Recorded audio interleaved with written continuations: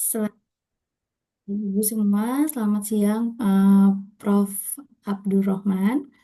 Selamat bertemu kembali, Prof. Apa kabar? Oke, ya, dengan senang ketemu di sini lagi. Baik. Seperti tadi yang sudah Ibu Elia sampaikan, Prof, bahwa peserta kali ini ada sekitar 55 peserta di pelatihan auditor halal angkatan ke-33 dan juga ada yang auditor dan juga ada yang calon auditor, kemudian berasal dari LPH ada yang dari LPH, Halal Center, maupun universitas dan juga perusahaan. Seperti itu kurang lebih latar belakang peserta kali ini. Nah, mohon izin Bapak Ibu peserta di sini sudah bergabung bersama kita semua, Prof. Abdul Rahman.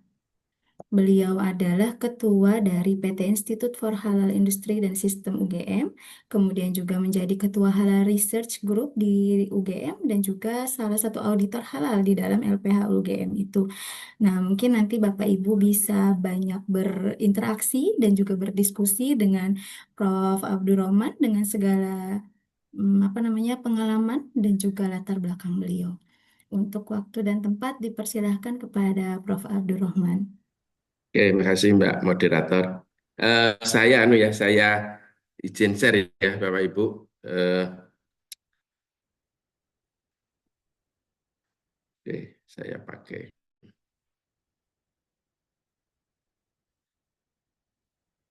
Oke, kelihatan ya.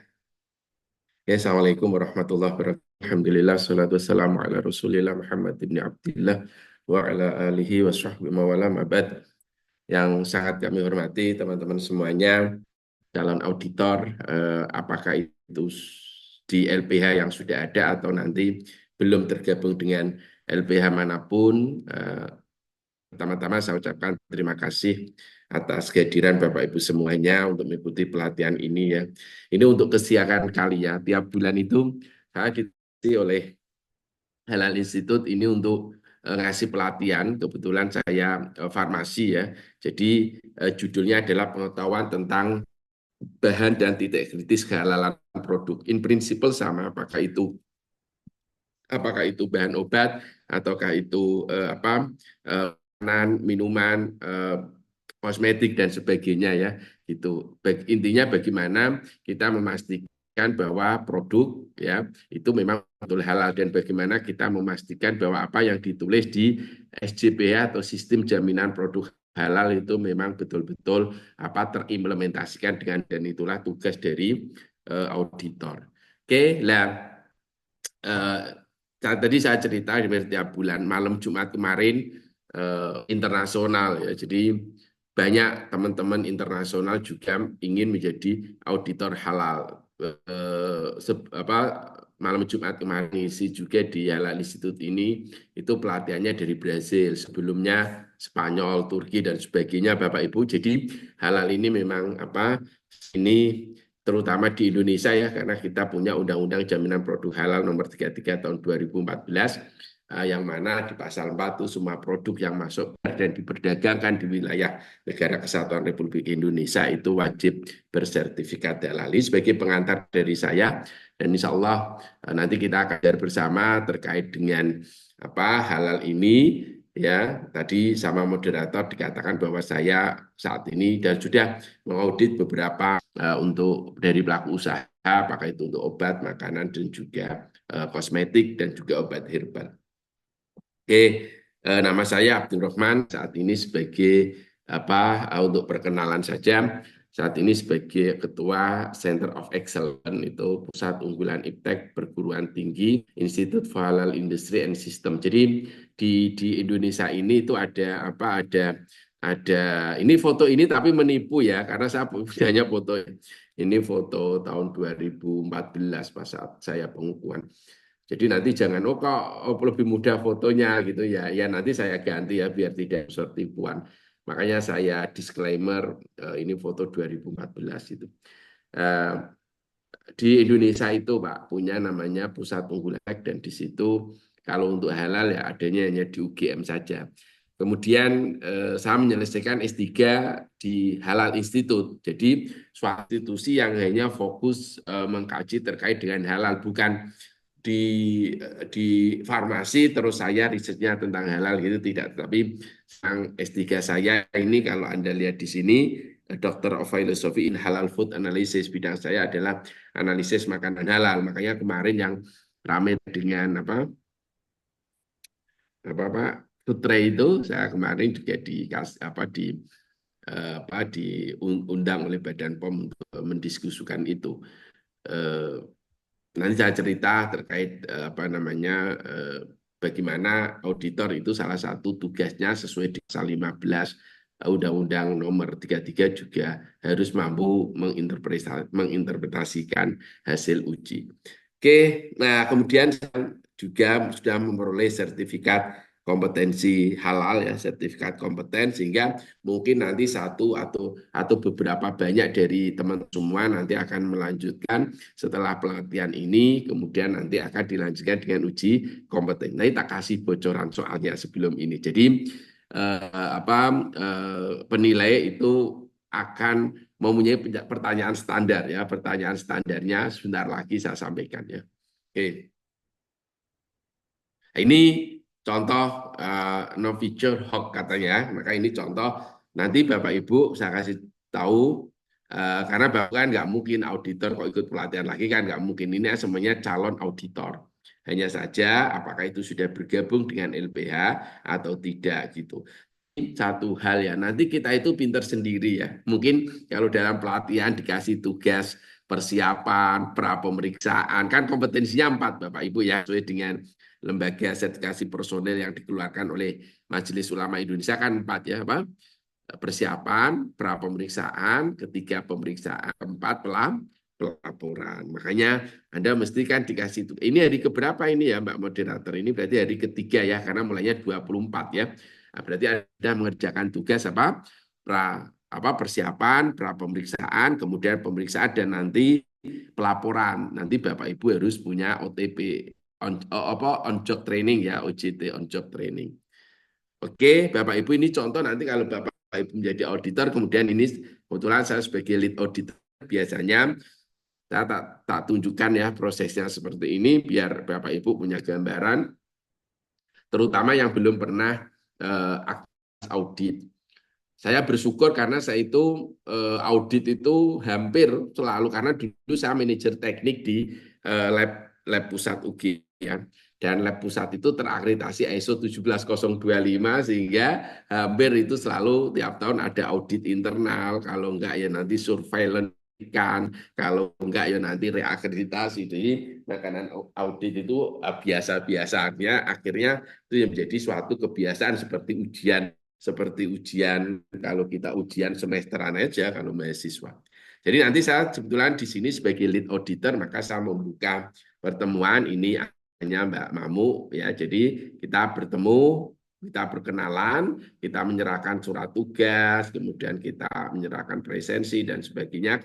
Kita menyampaikan mekanisme audit ya. Oh, saya nanti mengaudit bagian apa, Mbak auditor yang lain bagian apa, kemudian kita ditemani siapa, ini kita sampaikan di sini. Setelah pertemuan pembukaan seperti ini, lalu biasanya kita lalu melakukan audit ya. Setelah melakukan audit, kemudian nanti kita tuliskan mungkin ada 1-2 ketidaksesuaian, kemudian nanti kita sampaikan di temuan penutupan, ini loh temuannya seperti ini dan nanti mohon pelaku usaha dibantu dengan penyelia atau penyelianya untuk memperbaiki temuan-temuan ini. Nah, kalau sudah maka nanti biasanya kita mengikuti sidang komisi fatwa, kemudian setelah itu akan muncul sudah halal ya. Nah, konsep halal itu tadi saya sudah bilang bahwa sebagai auditor kita harus mengecek apa yang disebut dengan SJPH, Sistem Jaminan Produk Halal.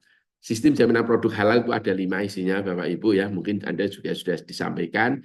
Yang pertama apa? Komitmen dan tanggung jawab. Yang kedua adalah bahan. Nah, yang ketiga proses, yang keempat produk, yang kelima monitoring and evaluation. Nah, ketika kita melakukan audit sebelumnya kan kita harus ada persiapan, kita baca SJPH-nya, kemudian ketika kita melakukan audit kita lakukan pastian kita lakukan pengecekan gitu. Oh, semua bahan yang digunakan ya, mulai raw material, bahan tambahan, bahkan untuk penyucinya ini harus kita periksa. Proses pembuatannya juga kita periksa seperti ini ya gitu. Jadi ya nanti sekali lagi, nanti kalau Anda satu dua kali ya setelah itu ya sudah biasa gitu ya Bapak Ibu. Tapi satu hal bahwa pokoknya mengasihkan Pak, mungkin kalau Bapak Ibu sehari-hari itu kerja di kantor, kemudian perlu healing ya, sekali nanti healing keluar untuk mengaudit. Jadi Bapak Ibu tidak, ini adalah suatu pilihan yang cerdas. Bapak Ibu nanti akan menjadi auditor, kemudian Bapak Ibu bergabung ke salah satu LPH. Ya ini kalau ini sama, ini saya mengaudit herbal kalau ini. Ya. Jadi ini tanya penyelihannya, kemudian kita lihat prosesnya, penyimpanannya, semua kita cek. Ya, biasa kan akhir-akhir itu ada foto bersama ya. Itu ini beberapa aktivitas audit saya. Oke. Tadi saya sampaikan bahwa ketika Bapak Ibu nanti itu melakukan uji kompetensi ya, melakukan uji kompetensi, maka Bapak Ibu nanti akan ditanya gitu ya. Maka nanti akan ditanya, Bapak Ibu kan ujian kompetensi. Apa yang dimaksud dengan kompeten itu? Itu pertanyaan standar, Pak. Kalau kita S2 atau S3 itu pertanyaan standarnya apa yang menjadi keterbaruan studimu gitu ya. Tapi kalau ujian kompetensi pertanyaan standarnya adalah eh,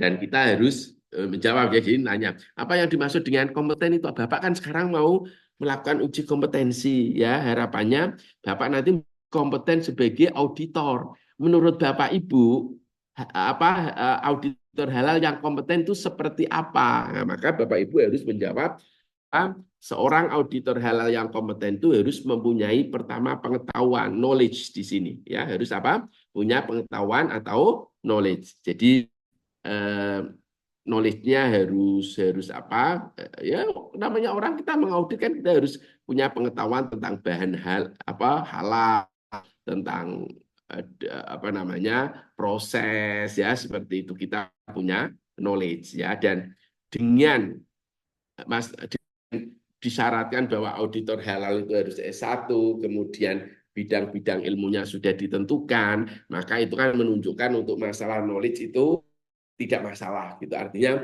Bapak Ibu semua ini pasti punya knowledge yang cukup untuk menjadi seorang auditor gitu. Sehingga pertanyaannya nanti ya mungkin akan ditanya apa positif list, peraturannya itu berapa. Bapak Ibu akan jawab KMA 1360.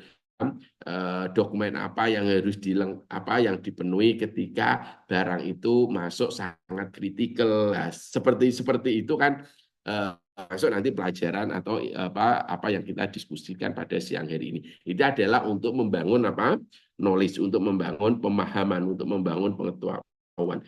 Yang kedua adalah skill. Skill itu tadi saya bilang di awal, nanti ya pintar sendiri kalau beberapa kali melakukan audit, maka nanti Bapak akan terbiasa skillnya ya. Kemudian yang terakhir attitude, kalau attitude sikap ya. Jadi sekali lagi kompetensi itu adalah gabungan dari unsur pengetahuan, keterampilan dan sikap. Nah, kalau ketiga-tiganya ini kita miliki, maka kita nanti akan menunjukkan suatu halal auditor yang kompeten. Makanya untuk Bapak Ibu untuk meningkatkan skill itu nanti Bapak Ibu akan ada satu tugas yang disebut dengan on job training ya gitu ya. Oke, saya lanjutkan. Nah, ini tadi saya katakan bahwa kompetensi auditor harus sesuai dengan lembaga sertifikasi personil Majelis Ulama Indonesia itu ada 4 kan. Makanya ini ditekankan sekali ke Bapak Ibu.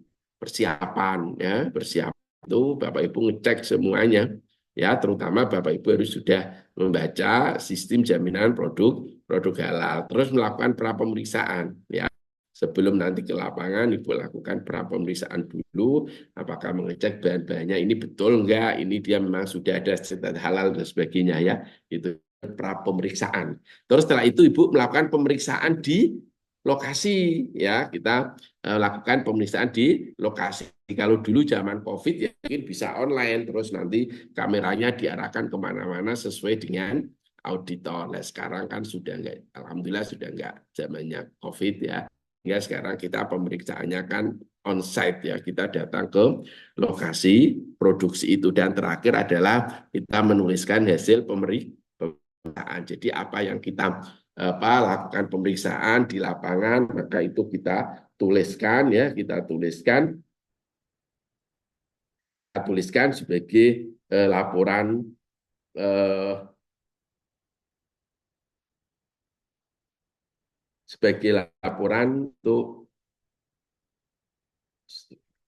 untuk laporan yang nanti akan kita laporkan ke LPH, kemudian LPH akan diteruskan ke BPJPH, kemudian BPJPH akan diteruskan ke Komisi Fatwa, dan Komisi Fatwa itu akan memutuskan apakah ini bisa diberi sertifikat halal atau tidak. Ya, nah itu based on our report itu semuanya berdasarkan pada laporan kita ya. Oke, lah apa itu halal auditor ya? Halal auditor itu ya adalah seseorang yang dipunyai atau seseorang yang mempunyai tanggung jawab untuk menguji kehalalan suatu produk ya. Jadi apa? Orang yang bertanggung jawab atau yang diberikan wewenang untuk menguji atau untuk mengevaluasi kehalalan suatu produk atau orang yang punya tanggung jawab untuk melakukan audit halal seperti itu.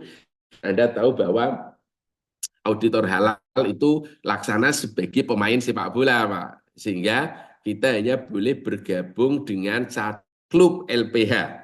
Jadi seperti saya ini ya hanya bergabung di klub LPH UGM. Nah, sama kan pemain sepak bola, misalkan Yamin Lamal, itu nggak boleh dia main di Barcelona, tapi dia juga pemain Real Madrid, itu nggak boleh. Tapi satu, gitu, gitu. Kita itu. Jadi kalau saya sudah di LBH UGM, maka nggak boleh lagi karena aturannya gitu ke LBH yang lain. Kalau saya mau pindah klub ya, maka saya harus memutuskan kontrak, harus diputus kontrak dulu ya, diputus kontrak dulu dengan LPH yang lama, kemudian kita bergabung dengan LPH yang baru. Nah, sehingga auditor poin jadi auditor halal itu ditunjuk dan diberhentikan oleh LPH. Nah, ini tugas auditor halal ya, Bapak Ibu itu ada di pasal 15.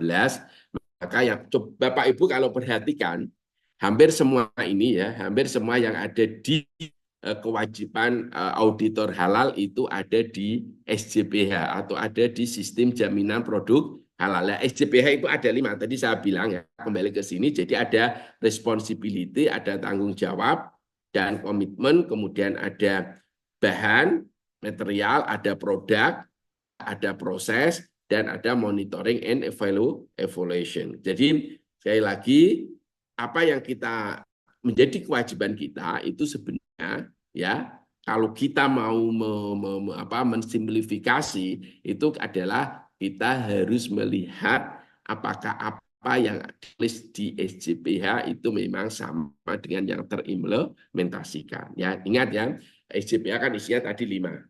Komitmen tanggung jawab, proses, produk akhir, evaluasi, dan monitoring. MONEV ya, monitoring and evaluasi. Nah, makanya ini sesuai yang ada di Undang-Undang Jaminan Produk Halal, Undang-Undang Nomor 33 Tahun 2014 ya, dan di sini di pasal 15 itu dinyatakan bahwa kewajiban auditor halal itu adalah yang pertama memeriksa dan mengkaji bahan yang digunakan ya gitu. Kita pastikan kalau itu list maka bisa langsung digunakan. Kalau itu non positive list maka itu harus dipastikan bahwa itu sudah memperoleh sertifikat halal. Kalau banyak itu belum ada sertifikat halal tetapi ada bahan lain yang itu sudah ada sertifikat halal, maka kita menyarankan ke pelaku usaha untuk mengubah atau untuk membeli atau mengganti yang belum ada sertifikat halal dengan yang sudah ada sertifikat halal. Nah, ini bahan, mengkaji bahan. Dan kita tahu kan bahwa bahan itu adalah bagian dari sistem jaminan produk halal. Maka kita harus periksa gitu, satu persatu. Nah, jangan sampai nanti antara yang diusulkan dengan bahan yang di SJPA itu berbeda. Nah, ini yang bahaya.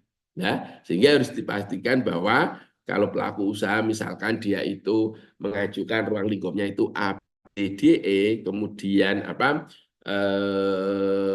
di masing-masing ruang lingkup itu ada bahannya, dan itu ditulis SJPA-nya, ternyata setelah kita cek di lapangan, ya itu ternyata di lapangan itu dia itu ternyata menambah bahan yang lain. Nah, ini nggak boleh, harus dikomunikasikan lebih dahulu ya. Itu intinya bahwa semua bahan yang harus di bahan yang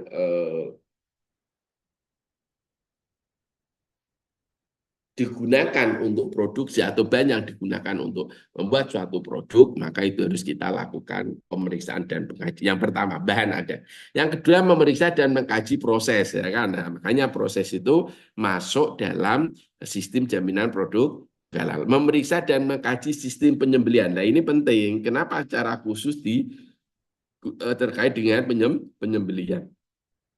Karena kalau ada bahan itu derived from the animal, ada bahan yang itu berasal dari hewan, maka itu highly critical, ya, sangat kritis. Kenapa? Karena pertama dilihat apakah bahannya itu dari hewan halal atau hewan non halal, kan gitu. Kalau itu dia non halal, kelas sudah selesai, ya, tidak usah dilanjutkan. Nah, tetapi kalau itu dari hewan yang halal, maka pertanyaan selanjutnya adalah apakah itu diperoleh dari hewan yang disembelih dengan sesuai aturan. Iya, sehingga tidak mengherankan kalau di kewajiban auditor halal ini, maka penekanan diberikan kepada sistem penyembelihan, ya seperti itu. Sehingga ini biar ekosistem halal itu jalan baik gitu. Sehingga kan kita banyak sekali yang produk-produk animal based berdasarkan pada hewan, bakso, terutama daging ya, bakso itu kan banyak, mie ayam, udah banyak sekali. Ya, makanya daging ini menjadi sangat kritikal, sehingga itu secara khusus disebutkan memeriksa dan mengkaji sistem penyembelihan, ya gitu. Dan itu nanti termasuk dengan bahan dan proses, ya. Meneliti lokasi produk, bagaimana lokasi produknya, apakah dia itu memungkinkan terjadi kontaminasi silang gitu. Jangan sampai lokasinya itu terbuka dengan toilet misalkan. Nah, itu tugas dari auditor untuk memastikan. Meneliti peralatan, ruang produksi dan penyimpanan, ya. Kemudian memeriksa ruang produksi penyimpanan, ya. Kemudian memeriksa pendistribusian dan kajian produk, memeriksa sistem jaminan halal pelaku usaha, dan ini melaporkan hasil pemeriksaan dan atau pengujian kepada LBH. Ini terkait pengujian lab, ya Bapak Ibu. Kan mungkin suatu kasus dulu kami pernah mengalami gini. Salah satu teman ya dari kedokteran gigi itu dia memproduksi dental material gigi lah, material untuk gigi. Salah satu komponennya di situ itu adalah gelatin. Nah, biasanya ini si peneliti ini beliau itu ambil gelatin di perusahaan X, yang itu nyata-nyata sudah bersertifikat halal kan gitu. Nah, kemudian ini luar negeri ya konteksnya Bapak Ibu ya, dia mengimpor dari luar negeri. Kemudian itu perusahaan atau bangkrut atau nggak produksi lagi, akhirnya itu beralih, dia sudah nggak produksi lagi, yang dapat halal itu beralih ke perusahaan lain. Mana perusahaan lain ini belum ada sertifikat halal. Lah banyak terus dikirim ke Indonesia. Begitu itu dikirim ke ke Indonesia, ke UGM sini kan inginnya kan disertifikat halalkan. Ternyata ada kendala. Ini katanya gelatin sapi tidak ada sertifikat halalnya. Akhirnya apa? Akhirnya ya mau tidak mau harus dilakukan pemeriksaan laboratorium. laboratorium ya. Begitu. Terus pada waktu itu saya manajer teknik, jadi bisa ngawal. Terus saya jelaskan ke teknisi, oh caranya seperti ini, seperti ini. Kemudian itu disimpulkan bahwa itu akhirnya gelatin sapi dan dengan mendasarkan hasil lab tadi itu akhirnya dapat sertifikat ya halal. Kalau dalam kasus seperti ini kan dalam luar negeri nggak mungkin ini langsung dibuang jumlahnya banyak. Di dalam negeri belum tentu ada. Nah, maka akhirnya apa? Itu dia melakukan uji laboratorium dan itu ternyata dengan menggunakan metode analisis tertentu itu memang dari sapi ya karena dari sapi akhirnya halal kemudian itu dapat sertifikat halal untuk produknya ya. Kira-kira seperti itu Bapak Ibu tugas atau kewajiban auditor halal ya. Oke, ini sudah saya sampaikan lah. Bagaimana prosedur sertifikasi halal, saya yakin Bapak Ibu sudah tahu ya.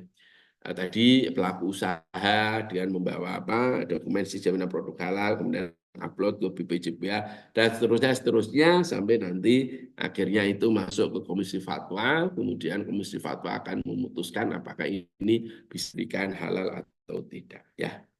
Oke, ini tadi kewajiban halal. Kalau ada pertanyaan kewajiban halal itu ya adalah Undang-Undang Nomor 33 tahun 2014 di pasal 4-nya itu bunyinya adalah semua produk yang masuk, beredar dan diperdagangkan di wilayah Negara Kesatuan Republik Indonesia itu wajib bersertifikat halal ya gitu. Sekali lagi, semua produk yang masuk, beredar dan diperdagangkan di wilayah Negara Kesatuan Republik Indonesia maka itu wajib bersertifikat halal. Nah, di situ kita tahu di sini ada apa? Nanti kalau itu halal ya akan memperoleh sertifikat seperti ini.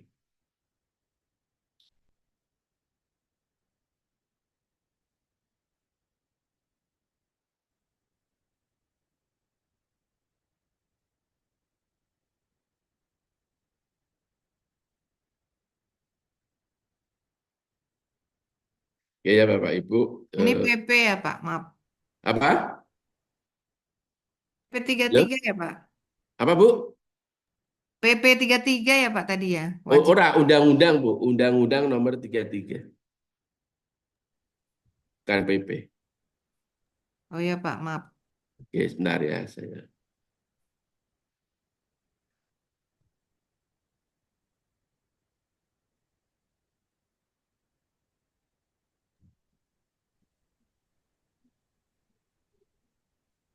Oke, Bapak Ibu, saya lanjutkan ya, saya lanjutkan eh, kewajiban halal auditor, kemudian saya masuk ke kewajiban sertifikat halal ya, Bapak Ibu. Share. Oke, sama kok ini. Oke. Jadi kewajiban sertifikasi halal itu adanya di pasal 4 ya. Di pasal 4 itu dinyatakan bahwa produk yang beredar dan diperdagangkan di wilayah Indonesia itu wajib bersertifikat halal. Saya cerita Pak, dulu undang ini itu pernah digugat di Mahkamah Konstitusi ya di Mahkamah Konstitusi karena coba kalau lihat pasal 4 itu kan kesane berarti kalau ada orang yang mau mencari produk non halal kan nggak bisa karena bahan yang beredar itu semuanya harus ya halal bukan gitu maksudnya kalau bahan itu non halal ya nggak mungkin bahan non halal kok akan dapat sertifikat ya halal gitu tapi bukan berarti bahan non halal atau produk non halal itu tidak boleh beredar tetap boleh beredar hanya saja dia itu harus ditandai dengan tanda yang jelas. Ya, misalkan ditandai dengan apa kepala babi misalkan ya eh, ditandai dengan apa kepala babi apa warnanya merah kemudian dasarnya putih seperti itu ya. Jadi eh, boleh tetap beredar hanya saja itu harus ada tanda yang khusus ya. Nah, tadi saya cerita bahwa undang-undang ini itu pernah digugat di Mahkamah Konstitusi dan kebetulan waktu itu saya sebagai saksi ahli untuk pengujian undang-undang ini ya gitu. Jadi pada waktu itu ya dihadapi 9 hakim MK itu saya menjelaskan pentingnya sertifikat halal dan akhirnya gugatan itu kan ditolak semuanya ya sehingga ini ketika langsing ini ya itu. Jadi tahun kapan itu ini 21 Juli 2017. Ini tadi ada yang tanya PP ya. Ini kalau PP-nya itu nomor 39 tahun 2020 Bu ya. Kalau undang-undang nomor 33 tahun 2014 kalau PP-nya banyak kan turunan undang-undang ada ada peraturan menteri dan sebagainya ya itu banyak yang mengatur terkait dengan kewajiban serta halal ya gitu. Ini beberapa undang-undang ya dan peraturan perundang-undangan yang terkait dengan serta halal. Nah, sekarang kita masuk pada bahan ya karena kan materinya adalah bagaimana kita mengevaluasi bahan ya dan titik kritis yang ada di sedi farmasi dan sediaan kosmetik ya. Jadi yang pertama kita harus tahu dulu ya ini konteksnya adalah farmasi. Tapi gini tadi saya bilang di awal bahwa apa yang saya sampaikan ini juga berlaku untuk makanan kan gitu seperti itu. Nah, Malaysia itu Pak punya standar ini seperti ini ya Malaysian Standard on Halal Pharmaceutical, kemudian dia punya Malaysian Standard on Halal Food, Malaysian Standard on Cosmetic, Personal Care ya. Tapi kalau untuk definisi mirip ya gitu mirip. Jadi kalau di sini definisinya halal pharmaceutical product, kalau itu untuk Malaysian Standard on Cosmetic. Misalkan ya di sini tinggal halal kosmetik, cosmetic product, that gitu. Kalau ini untuk halal food, ya halal food, food product, bla bla bla bla. Jadi intinya sama definisinya, tinggal diganti materialnya atau diganti komoditasnya itu apa, ya produknya itu apa. Ini kita contoh ini. Yang pertama adalah terkait dengan apa itu definisi halal pharmaceutical ya atau sediaan farmasi halal. Dan farmasi halal atau halal pharmaceutical adalah produk-produk farmasi yang mengandung bahan-bahan yang diizinkan oleh hukum syariah. Nah, yang terbaru itu fatwa tulisannya ya. Yang Malaysian Standard yang terbaru itu tidak hanya under syariah law tapi ada tambahan under the syariah law and fatwa. Memang yang kalau masalah halal haram itu kan selalu banyak khilaf ya, selalu ada perbedaan gitu. Kalau dalam bahasa fikih ya fihi qaulani, di dalamnya ada dua atau fihi wajhani, di dalamnya ada ada dua sisi. Maksudnya dua sisi itu ya satu ada yang menyatakan itu halal, ada yang menyatakan itu haram. Ya contohnya gelatin babi, ada yang menyatakan itu boleh halal karena telah terjadi istihad. Tapi menurut mazhab Syafi'i, karena itu asalnya adalah non halal, tulang babi, kulit babi, maka gelatin babi tetap dihukumi halal itu ya itu namanya ikhtilaf terjadi perbedaan lah kalau hukum fikih kan selalu itu bersifat elektif dia ya sering ada banyak pilihan kalau fatwa itu kan tunggal ya gitu seperti itu sehingga Malaysia itu tambah tidak hanya sesuai dengan hukum syariah tapi juga ditambah dengan fatwa ya gitu sehingga apa yang dimaksud dengan farmasi halal adalah produk-produk farmasi yang itu mengandung komponen-komponen yang diizinkan oleh hukum syariah dan memenuhi kriteria atau memenuhi kondisi berikut. Nah, ini kaitannya dengan pengetahuan bahan. Jadi, bahan apapun yang digunakan, ya, apa itu untuk makanan, ataukah itu untuk kosmetik, ataukah itu untuk sediaan obat, maka bahan itu tidak boleh do not contain any part or product of animal that are non halal by syariah law. Catatan pertama, itu tidak boleh ada komponen yang itu berasal dari hewan-hewan yang itu non halal oleh hukum syariat. Artinya tidak boleh ada komponen yang itu berasal dari hewan-hewan yang secara jelas dinyatakan keharumannya ya di dalam Al-Quran dan juga hadis seperti itu. Misalkan babi jelas nggak boleh ya. Kenapa? Karena itu diharamkan. Jadi kalau ada babi nggak boleh. Kalau ada celeng nggak boleh juga. Kalau ada cicak nggak boleh juga, karena memang cicak nggak ada di Al-Quran. Tapi yuharrimu alaihimul khaba'ith. Itu termasuk barang-barang yang menjijikan atau barang-barang yang gitu ya, sehingga itu tidak diperbolehkan. Nah, kalau di Al-Quran kan innama harrama alaikumul maitata waddam wa lahmal khinzir ya gitu, wa lahmi khinzir, daging babi ya, khinzir itu babi. Kalau khinzir ahli maksud yang diternak itu namanya babi, tapi kalau wahsy yang liar itu namanya celeng gitu ya. Kalau bahasa Arabnya ya sama-sama khinzir ahli sama khinzir wahsy. Kalau nama ilmiahnya sama skrofa. Ya, oke, tidak boleh mengandung bahan yang itu berasal dari hewan non halal. Hewan halal apa tadi? Babi, celeng, kalb, pak anjing, ya dan sebagainya. Kalau dalam bahasa fikih tambahan wama yutalawadu minhuma kal khinjiri wal kalbi wama yutawalladu minhuma, dan hewan-hewan yang itu dilahirkan atau itu adalah anak dari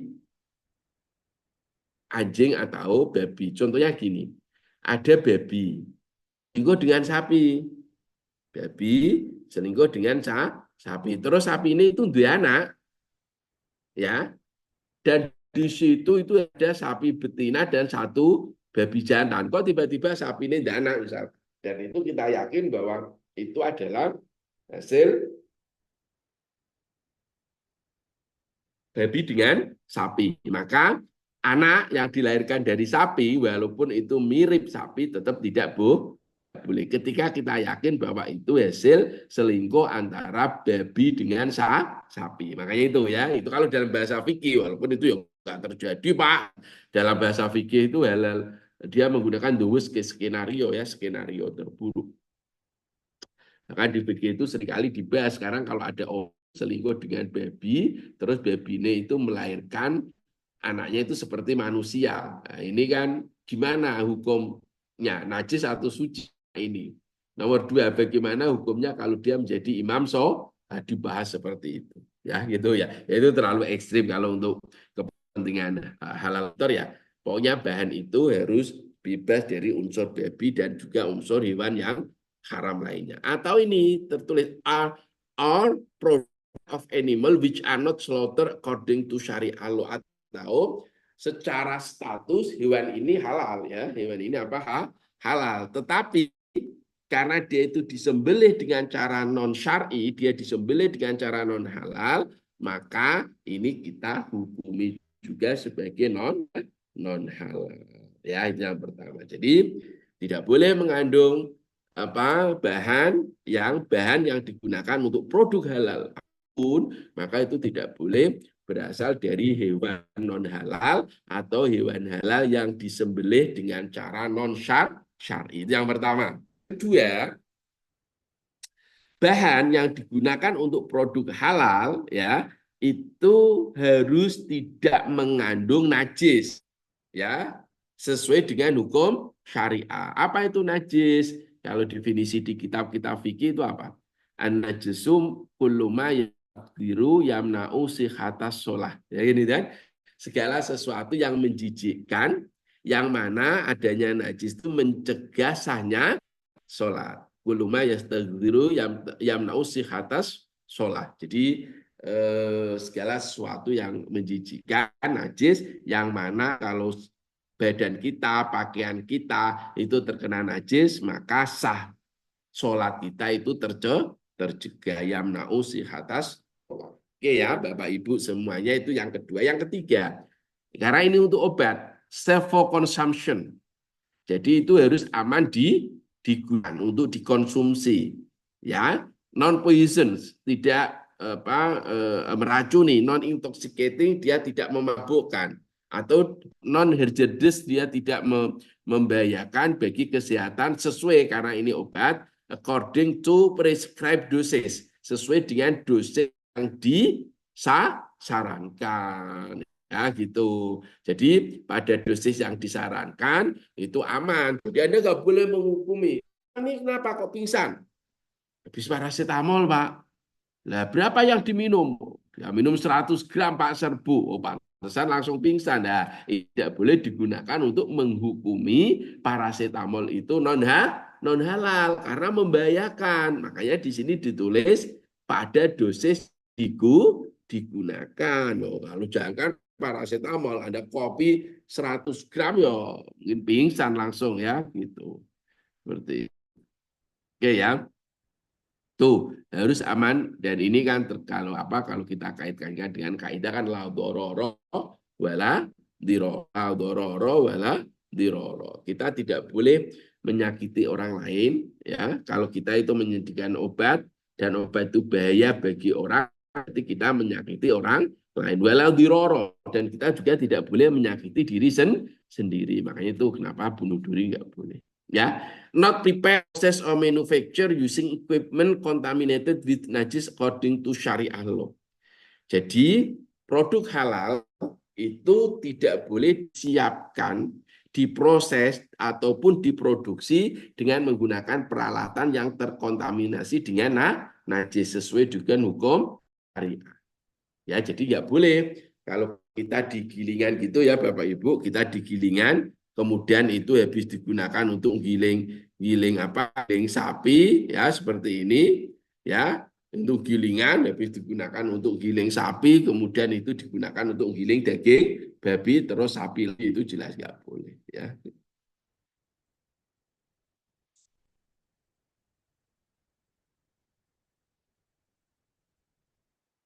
Oke, saya lanjutkan ini tadi. Nah, kemudian yang kelima, do not contain any human part or its derivative that are not permitted by syariah law. Dia tidak boleh mengandung bagian apapun dari manusia. Artinya gini, produk itu tidak boleh mengandung bagian apapun dari tubuh manusia karena itu sangat dihormati. Walaqad karramna bani adama wa hamalnahum fil barri wal bahr. Sekali lagi bahwa produk halal itu bahannya tidak boleh mengandung bagian apapun dari unsur manusia. Yang terakhir, during its preparation, processing, handling, packaging, storage, and distribution, the halal pharmaceutical product is physically separated from any other pharmaceutical product that do not meet the requirements stated in the item A, B, C, D, or E, or any other item that have been declared as non-halal syariah. Jadi selama penjajakan, selama penampilan, maka itu tidak boleh dia itu kontak dengan bahan non halal. Ya, jadi ya bisa dalam satu etalase gitu ya, dalam satu etalase di situ sediaan farmasi halal, kemudian ada sediaan farmasi non halal, nggak boleh. Ya. Nah sekarang saya juga sering Pak ditanya,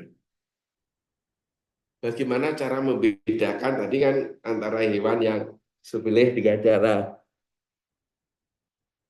yang disembelih dengan cara syar'i dan yang disembelih dengan cara non syar'i. Tadi kan bahan halal ya itu kan adalah bahan yang tidak boleh mengandung komponen dari hewan non halal atau dari hewan halal tapi disembelih dengan cara non halal. Sekarang kan sering Pak ini daging ini disembelih halal atau tidak. Nah, sekarang sudah banyak Pak teknologi canggih ya.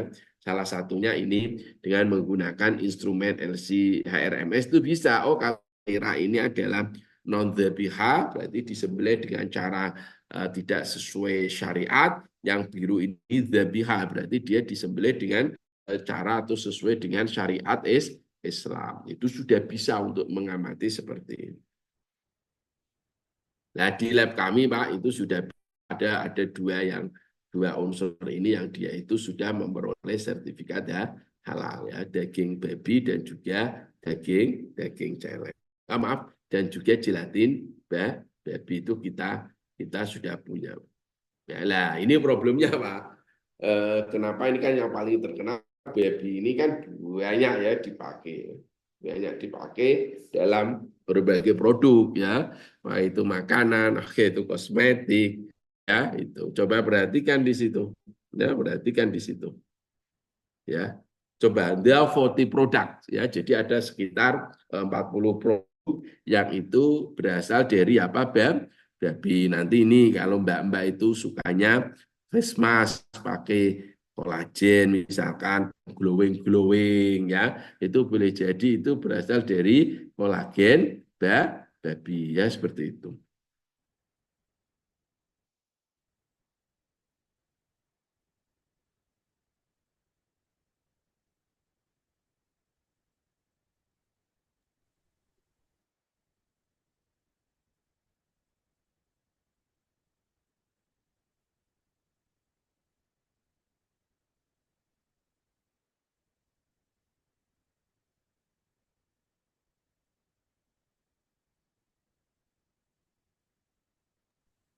Oke, kemudian eh,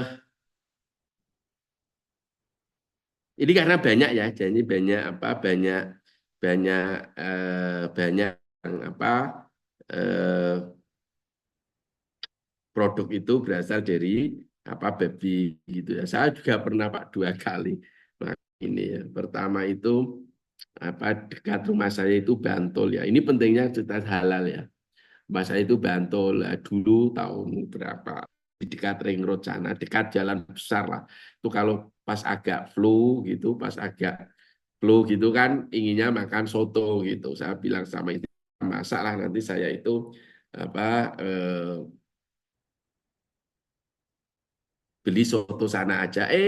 3 atau 4 bulan setelah itu digerebek karena itu apa sotonya itu dicampur dengan daging babi. Yang kedua ini 4 atau 5 bulan yang lalu, Pak. Ceritanya saya kalau balik dari UGM ini rumah saya Bantul itu ke selatan. Bantul itu di selatannya Jogja. Nah, seringkali saya itu mampir makan gitu, makan angkringan gitu ya di warung kecil gitu. Terus saya sukanya itu makan kikil, biasanya kikil terus saya minta dipanasi kan ya. Terus pada waktu itu terus yang terakhir kemarin saya ke situ Mas mesen kikil ya. Oh sekarang nggak jualan nih Pak. Padahal saya suka selalu apa makan kikil itu. Sudah lama kok Pak. Wah apa kemarin saya masih makan di situ toh. Terus ketika habis makan Pak didekati. Maaf ya Pak, selama ini kikil kami itu B2 ya Allah. Berarti selama ini saya makan kikil babi dan seringkali ya saya bawa pulang Pak. Karena kan itu kikil ya tahu kikil ya, itu dipanasi gitu kan enak ya. Dan saya nggak bisa membedakan apakah ini berasal dari babi ataukah itu berasal dari apa sapi ya seperti itu. Sehingga apa eh, ya, itu pentingnya halal. Lah. Kalau itu sudah ada halal kan, makanan yang masuk di situ itu kalau itu memang betul-betul halal kan nggak mungkin itu dijual gitu ya. Dan itu saya 2 kali itu pernah. Yang lainnya walau alam ya saya nggak ngerti. Tapi yang jelas terus itu terlaporkan itu 2 kali ya. Gitu. Oke, sekarang saya mau masuk di slide saya. Dan bahasa Indonesia tadi sekilas ada yang ya sama itu juga banyak bahasa Indonesianya. Ini saya tampilkan ya bahasa ini.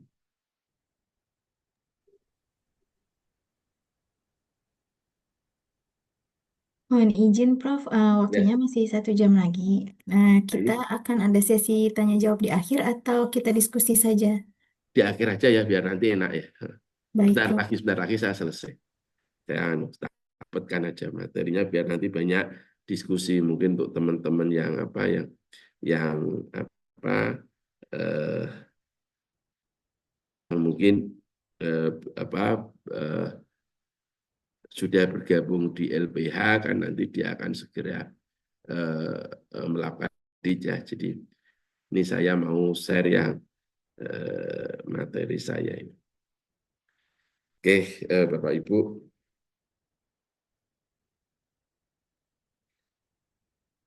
Nah, Bapak Ibu ini kemarin pentingnya ya. Pentingnya kita itu tadi salah satu auditor itu adalah memastikan bahwa produk itu halalan. Seringkali kalau kita bukan orang lab ya, kebetulan saya orang lab, saya saat ini sebagai manajer lab itu seringkali gini ya Bapak Ibu, kita kan kebanyakan kalau audit kan based on dokumen tadi yang saya ceritakan, kalau kita melakukan audit, kita melakukan pra pemeriksaan dan juga kita pemeriksaan, kemudian kita ya ini sudah ada halal. Nah, terus kita percaya kan gitu. Nah ini kan barusan kemarin kan sempat heboh ya, Babi Haikal, BPJPH, Badan Penyelenggara Jaminan Produk Halal, itu melakukan uji petik, BPJPH melakukan uji petik, dan apa hasilnya? 11 batch produk dari 9 produk pangan olahan yang mengandung unsur babi. Jadi ada 9 produk yang itu sudah dapat sertifikat halal, ya, berarti kan sudah dapat sertifikat halal, ternyata dia itu Ya Allah. mengandung unsur babi. Mostly kebanyakan produk itu adalah marshmallow dan Yupi Yumi itu ya, Yupi ya yang anak-anak suka itu loh ya, anak-anak suka yang untuk permen itu, dan itu kan itu jelas komponennya ada gelatin lah. Ketika itu dia komponennya gelatin itu, kemudian dia diuji dan itu gelatinnya dari babi, padahal ada sudah memperoleh sertifikat halal dari BPJPH ya, ditarik. Nah, produk-produknya itu ini yang di lampiran ini ya, siaran pers produk bahan olahan yang terdeteksi mengandung unsur babi ya, ini marshmallow ya, kebanyakan dari Filipina dan dari Cina ya, dari Cina. Kalau di Cina itu mungkin kan ya karena kalau tulang dan kulitnya babi itu kan daripada dibuang sayang, kemudian itu dijadikan. Kalau di kita kan sapi habis disembelih, tulang lunaknya ataupun kulitnya mendingan langsung dijadikan duit, jadikan aja itu mahal harganya di nasi Padang kan itu ceritanya ya. Makanya tapi kalau itu orang sana kan mungkin eh, apa eh, daripada itu dibuang lalu itu dibuat gelatin. Nah ini contohnya ini marshmallow ini. Kemudian eh, ini ya tadi dari ini Filipina ya, ini Konike apa nama saya juga nggak ngerti.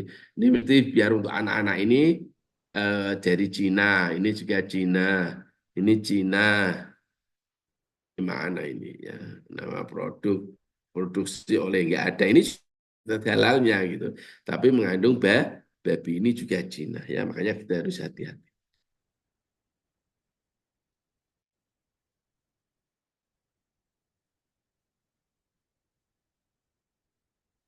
Nah, nanti Bapak Ibu kalau setiap kali kita mau melakukan audit, tiap LPH itu mempunyai alur sertifikasi apa halal. Misalkan seperti ini di UGM ya punya alur sertifikasi halal ya gitu.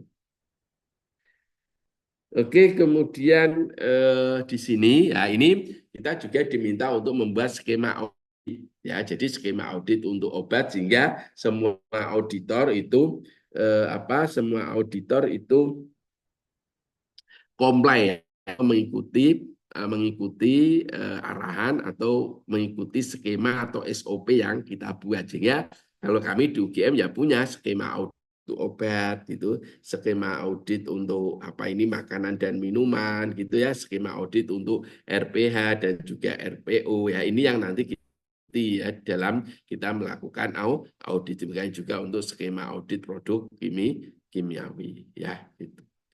Oke, kemudian kita masuk ke tadi sudah ya, karena kita evaluasi pengetahuan bahan halal ya, sebenarnya apakah itu untuk farmasi, untuk obat itu sama. Kalau kita baca standarnya tadi ya, itu ya yang namanya produk halal itu bahan-bahannya tidak boleh dari hewan halal atau dari hewan halal yang disembelih dengan cara non halal. Tidak boleh ada najis, tidak boleh alatnya terkontaminasi dengan najis, tidak boleh ada manusia dan sebagainya ya.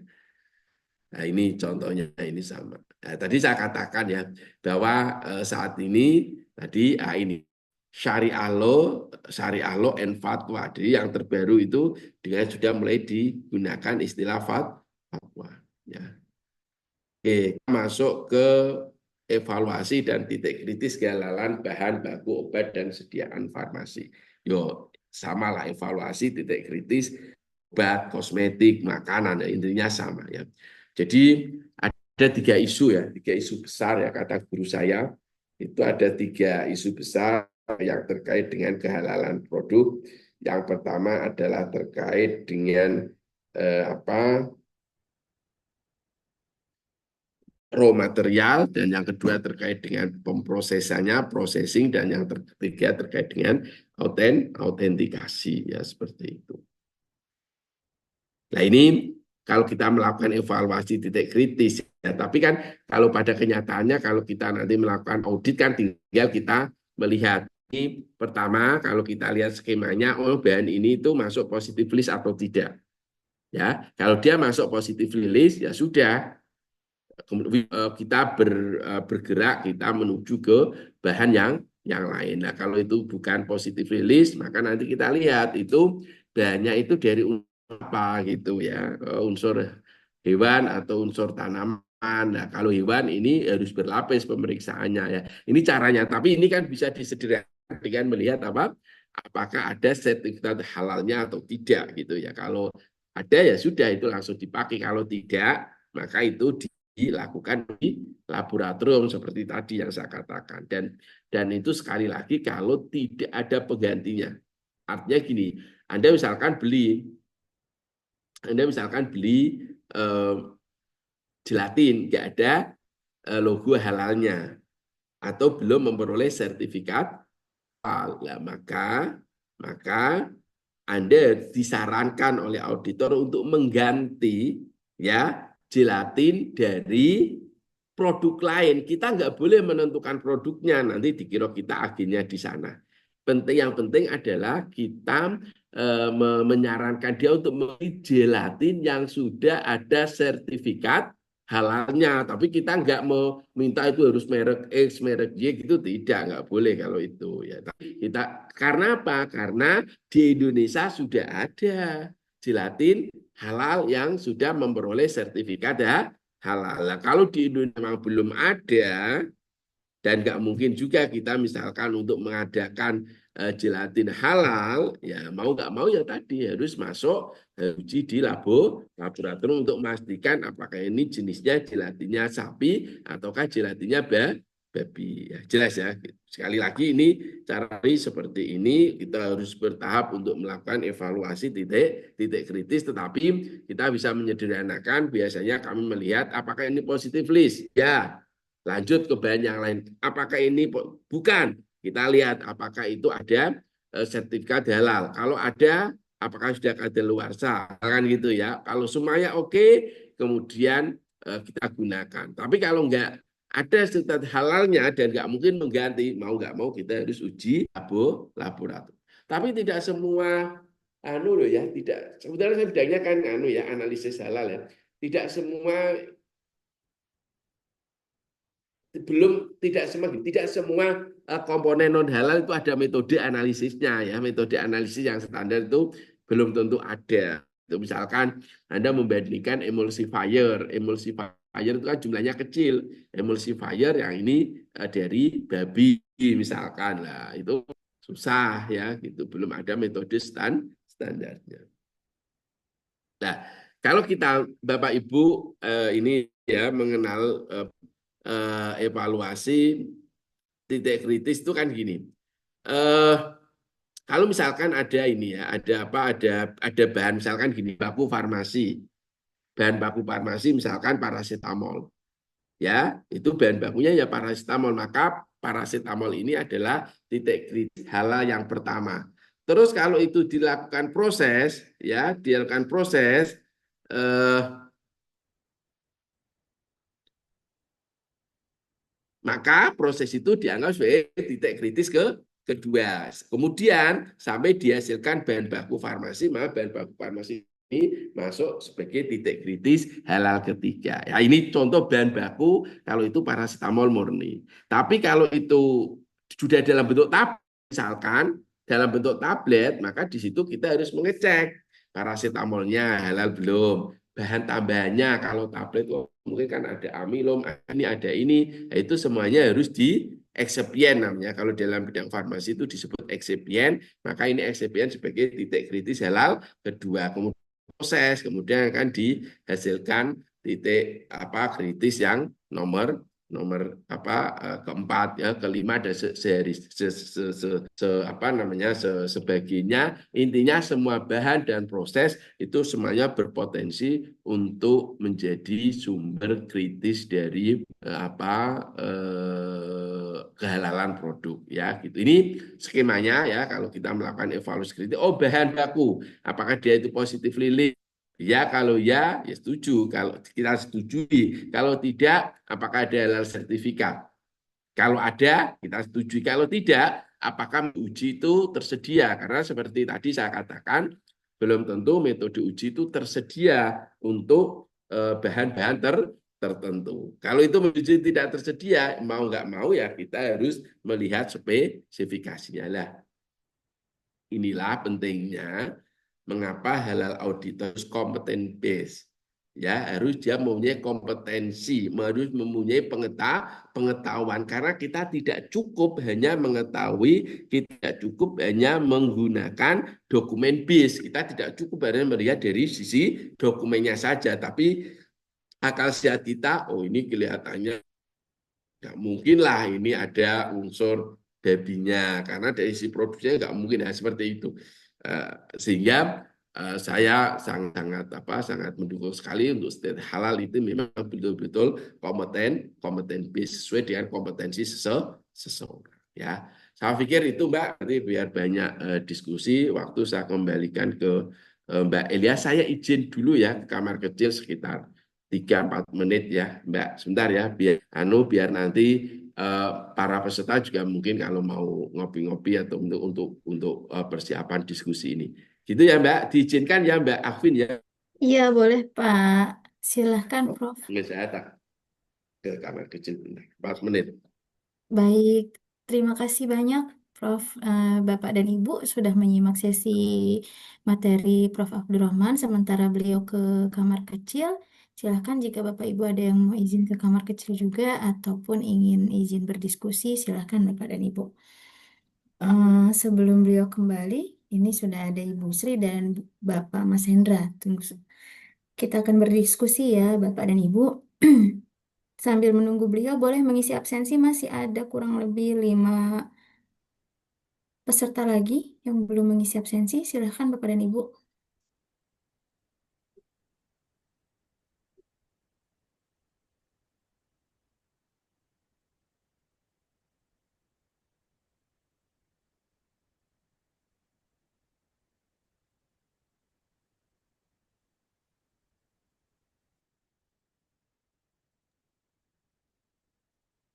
Juga sudah ada tanggapan ya di kolom chat dari Bapak Sarip tadi terkait penggunaan atau pergantian bahan ketika seorang auditor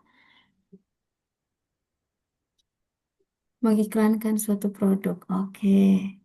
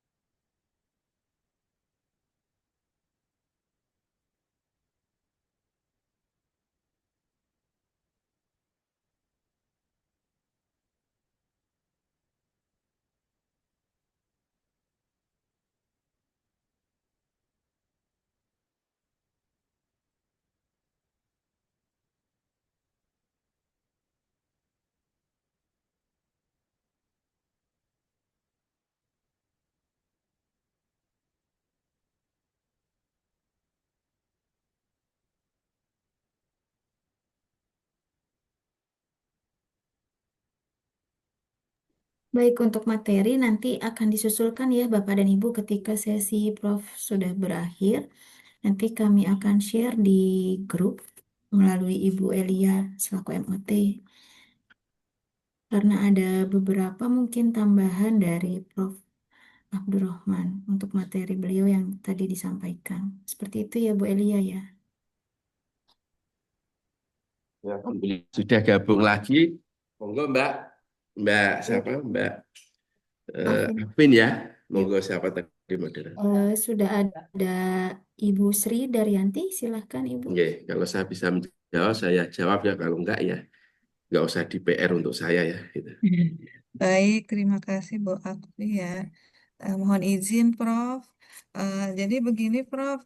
Kami baru sekitar minggu lalu ya, LPH BPP 3KP telah diakreditasi. Jadi kami dari Balai Besar Pengujian Produk Balai Besar Pengujian Penerapan Produk Kelautan dan Perikanan, Prof. Iya, Jadi selama ini kami menguji terkait dengan produk-produk perikanan seperti itu. Nah, oke. dengan adanya LPH ini tentunya kami akan menambah ruang lingkup, Prof, terkait Ya, halal gitu. Jadi hmm. mohon arahan dan masukannya nih, Prof, kalau kami mau menambah ruang lingkup, kira-kira parameter uji apa saja yang harus kami perluas gitu dan termasuk alatnya nanti mungkin, Prof. Tentunya yang mungkin standar ya, Prof. Jadi mungkin itu saja, Prof, dari kami. Mohon arahan dan masukannya, Prof. Terima Oke, kasih. terima kasih. Kalau ini memang bidang saya betul, Bu. Jadi gini ya, pertama gini, memang syarat pertama saya cerita untuk kesemuanya dulu dalam konteks cerita LPA ya. Jadi LPA itu kita semuanya tahu ya, mempunyai bangunan sendiri, memulai sertifikat akreditasi minimal 3 auditor dan yang terakhir kaitannya pertanyaannya Ibu adalah mempunyai laboratorium atau bekerja sama dengan laboratorium. Dan di sini itu memang tidak diwajibkan untuk ruang lingkup halal gitu Bu ya. Yang penting labnya terakreditasi. Nah, saya kasih Bu, di lab ini, di LPH ini Bu, ini bangunannya saat menyatu dengan LPPT, UGM atau lab terpadu UGM yang itu sudah terakreditasi ISO 17025 2017. Nah, sampai sejak ini jadi LPH 2023 Bu, sampai sekarang belum pernah ada orang yang mengujikan. Karena gini Bu ceritanya, yang menanggung biaya untuk pengujian itu adalah pelaku usaha gitu.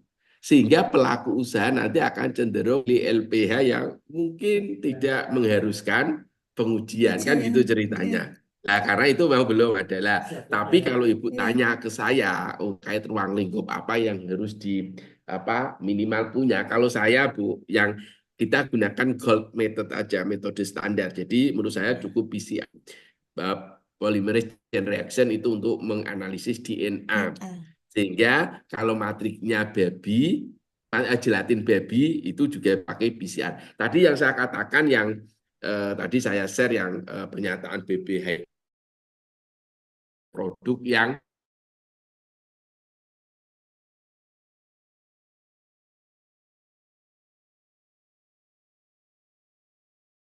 spesial salah itu lah kalau Ibu canggih dan itu juga bisa untuk yang lain Bu, untuk produk kelautan ya pakai LC-MS-MS Bu, terutama LC-HR-MS ya itu karena itu bisa Benar, Ustaz. digunakan untuk Benar, Ustaz. mengevaluasi gelatin ya melalui peptidanya, peptida markernya. Maka nanti kita akan bisa mengetahui apakah ini ada gelatin babinya atau tidak melalui analisis peptida marker. Gitu ya Bu. Siapa tadi yang tanya? Ibu Sri, Ya, Ibu Sri, baik. Prof. Ya, baik. Terima kasih. Pak, ini VCR-nya yang real time ya, Pak ya? Oh, bagus pertanyaannya. Boleh real time, boleh tidak, Bu. Kalau Ibu mau mempunyai sensitivitas yang tinggi dan real time, ya sebaiknya real time. Tapi kalau Ibu karena alasan budget tertentu, kemudian Ibu menggunakan PCR yang konvensional, ya silakan. Cuma kan ya karena begitu setelah produk amplifikasi, kalau itu konvensional kan nanti harus dilanjutkan teknik yang lain untuk identifikasi. Gitu ya. Kalau saran saya real time aja, Bu. biar bisa Baik, untuk maju. baik, terima kasih, Prof. Baik, terima Eh, kasih Bu Sri dan Prof. Selanjutnya silahkan Bapak Mas Hendra. Ji, matur nuwun Prof Abdul atas presentasinya. Ini sangat menarik sekali ini Prof. Terjadi kebocoran setelah di sertifikasi oleh BPJPH, kemudian dicek secara tadi random, kemudian terdeteksi jelatin babi. Ini kalau sebagai calon auditor halal nih Prof, produk-produk apa saja yang istilahnya jangan sampai terjadi kebocoran untuk kami yang auditor halal ini. Yang kedua nyuwun Prof info terkait dengan 0,5% kandungan alkohol berdasarkan analisis GC FID itu ketemu angka 0,5% sebagai minimum itu bagaimana Nji Prof? Matur nuwun. Oke, bagus ilmiah dan ini memang harus dijawab oleh dosen analisis kimia. Oke, yang pertama gini, apa bahan-bahan yang harus menjadi perhatian serius bagi auditor. Tentunya Pak itu adalah bahan-bahan yang itu status kearomanya, status kehalalannya itu terjadi dispute. Jelas, saya nanti cerita analisis saya ya, kenapa kok itu sampai positif ada baby padahal itu sudah mempunyai sertifikat BPJPH. Nanti saya kasih analisis saya gitu. Sehingga kalau tadi pertanyaannya Bapak tadi adalah bahan-bahan yang perlu perhatian itu adalah tadi bahan-bahan tentunya kalau itu derivat babi ya. Dimungkinkan ada derivat babi. Misalkan ada produk bakso, sosis, nugget, nah itu kan daging. Daging itu highly critical, maka kita harus hati-hati betul. Kita harus memastikan betul kita membelinya di RPH mana. Apakah RPH itu sudah berstatus halal atau belum. Kalau RPH-nya itu belum halal, maka minta ganti ke RPH lain. Jangan menyebut merek RPH X, RPH Y, tapi silakan Anda memilih RPH yang sudah bersertifikat halal. Oke ya, lah. Sekarang yang nomor dua yang juga perlu itu tadi kalau itu status kehalalannya itu bukan mujma' alaih, bukan disepakati. Kalau daging babi kan disepakati itu haramnya. Tapi kalau gelatin babi kan tidak. Nah, sehingga analisis saya itu kemarin ya, saya tidak menyebutkan ya, yang jelas itu bukan UGM yang mengaudit ya. Kalau game yang mengaudit kan kita bisa melihat itu dari negara mana. Karena itu ceritanya ada marshmallow, kemudian itu gelatinnya marshmallow-nya itu diuji dan itu ternyata gelatinnya dari babi. Prediksi saya ya, itu mungkin gelatinnya itu Pak, itu dari negara-negara yang membolehkan gelatin babi. Gitu loh, Hmm. gelatin babi, kemudian ada sudah logo halalnya dari negara yang bersangkutan. Lah itu gelatin babi tapi negaranya itu mengikuti madhab bahwa gelatin babi itu sudah terjadi istihalah yang tamah, istiqalah yang sempurna, maka berarti nggak masalah sehingga itu dapat sertifikat halal. Sehingga isu ke depan yang harus kita galakkan adalah terkait dengan MRE, Mutual Recognition Agreement antara berbagai LPH atau antara negara. Artinya yang logo-logo halal yang kita akui itu adalah lembaga-lembaga pensertifikasi halal yang kita akui adalah yang mereka menggunakan fatwa madhab yang sama dengan kita. Kalau tidak sama kan terjadi. Misalkan ya di Arab karena dia madhabnya membolehkan gelatin babi, kan begitu ada orang ini gelatin babi kan tetap halal, nggak masalah bagi mereka. Dulu kan ada ya meningitis itu kan nggak masalah dari babi karena di sana meningitis ini disiapkan sudah terjadi istilah jadi nggak masalah. Itu ya, jadi itu isunya. Dan yang nomor dua terkait dengan bagaimana menentukan 0,5%. Kalau secara analisis kimia mudah saja, tinggal kita dengan analisis GC kita tinggal bisa membuat hubungan antara konsentrasi dengan peak areanya. puncaknya, kemudian kita buat kurva kalibrasinya, kemudian sampel kita injeksikan, kita akan ketemu kadarnya. Mungkin pertanyaan yang lebih mendalam itu apa dasar Indonesia atau dasar fatwa yang yang dipakai sehingga kita keluar angka 0,5%. Itu saya nggak ngerti dasarnya. Karena pertanyaan menggelitik saya kan gini. Kalau ada orang minum 0,5%, ini kan nggak boleh. Tapi dia minumnya 10 ml. Kan ini nggak boleh. Karena kadarnya 0,5%.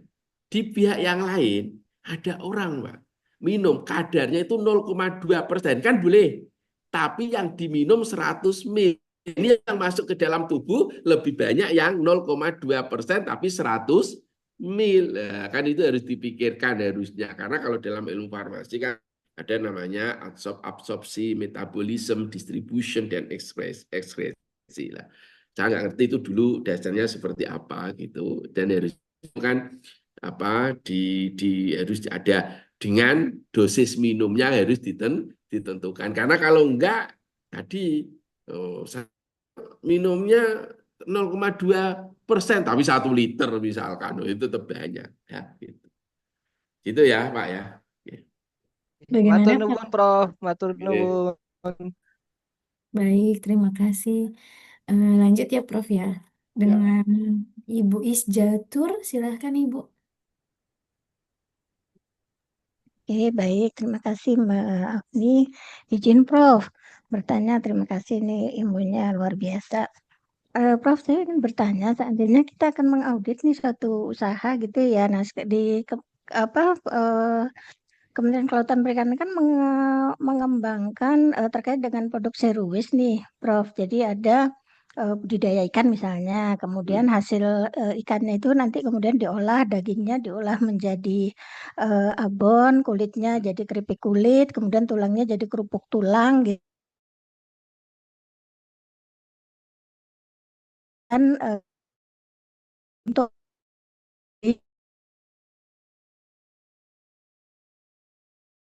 bisa bagaimana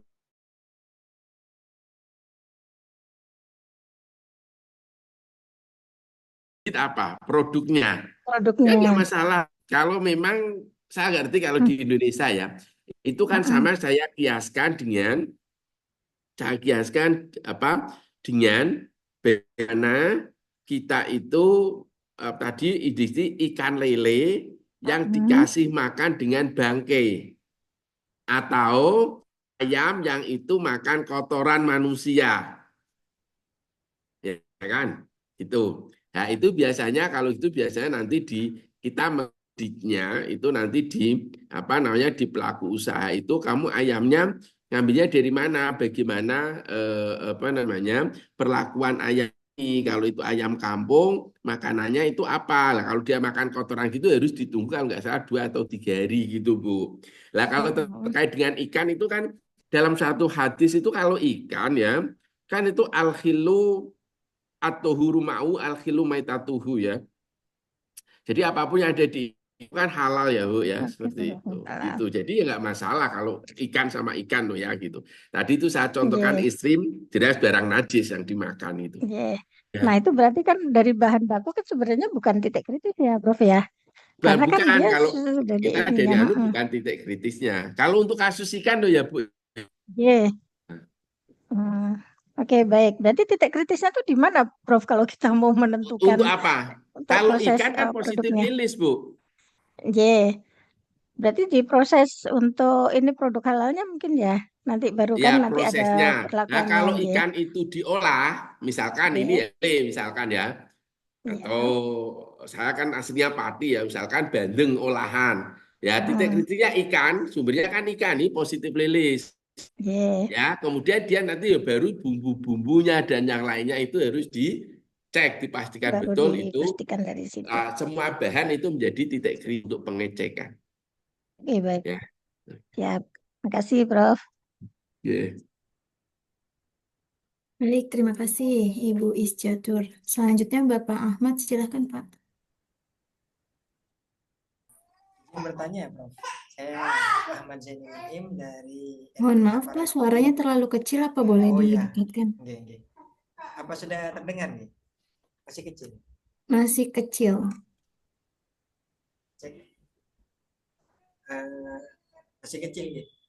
Kecil. Sudah lebih baik, Pak. Oh nggih. Ini Prof Abdul nggih. Semisal aja. Ini ada sebuah studi kasus di mana ini ada PU pelaku usaha, dia membuatkan sosis dari ayam. Akan tetapi ayam ini makanannya itu sentratnya itu berasal dari gelatin. Nah, ayam apakah nanti ketika diproses untuk uji laboratorium, daging yang sudah terkontaminasi atau daging yang sudah menyatu dari hasil sentrat itu apa mengikuti dari proses gelatin yang terbuat dari babi, atau sosis ini akan diverifikasi halal dan terbebas dari sentrat yang dimakan oleh ayam itu sendiri. Mungkin itu aja. Bagus tanya. Saya. Jadi Oke. kita nggak melihat sampai makanan apa yang digunakan untuk ngasih makan ayam, Pak. Kita hanya melihat ayam itu dari mana, gitu ya. Jadi kan kita sosis ayam. Sosis ayam, bahan utamanya kan daging ayam, kemudian ada tepung, kemudian bumbu-bumbuan. Itu kita cek. Terus untuk ayam, maka nanti kita cek apakah ini diperoleh dari RPH yang sudah, atau ayamnya ini apakah disembelih di yang sudah memperoleh sertifikat halal. Karena kalau untuk ayam itu kan bisa jadi itu beli dari pinggir-pinggir jalan itu. Makanya orang-orang yang jualan pinggir ayam itu kalau dia itu membeli ayam kemudian disembelih sendiri itu nggak boleh. Harusnya dia itu beli ayam kemudian itu dikirimkan atau disembelihkan ke RPH. Itu pemrosesannya. Terima kasih. Itu ya. Baik, terima kasih Pak Ahmad. Silakan Bu Nurul.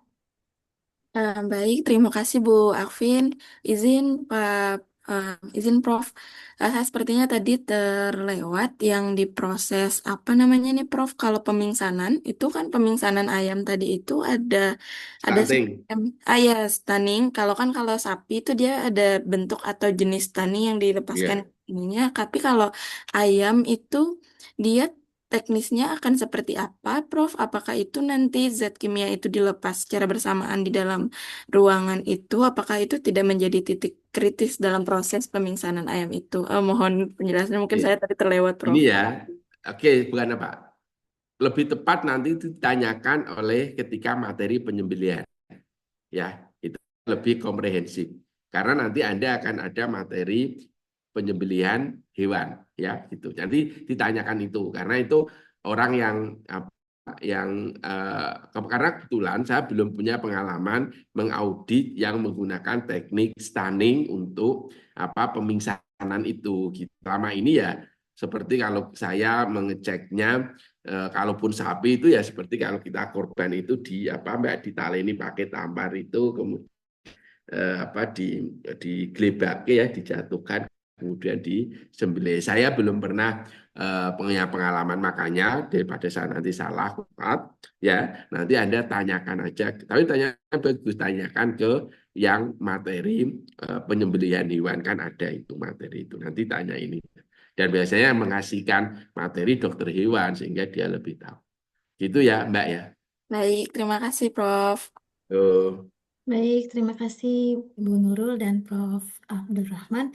Mohon izin Prof, ini banyak yang meminta untuk update materi Prof. Apakah nanti saya kirimkan ke Mas Arifin ya. Baik, materi ini. Nanti kan dia juga tak kasih materi yang mostly bahasa Indonesia ini ya. Ini tadi. Siap, terima kasih. Ketika Prof tadi menjelaskan, ada tanggapan dari Bapak Sarif. Beliau menanyakan terkait pengusulan atau penyaranan dari auditor terhadap PU untuk penggantian bahan. Jika memang demikian, apakah tidak menyalahi independensi seorang auditor? Apakah tidak masuk ke dalam kategori mengendorse? Oke, bagus bertanya. Tadi sudah saya singgung ya, karena tadi saya sekilas membaca.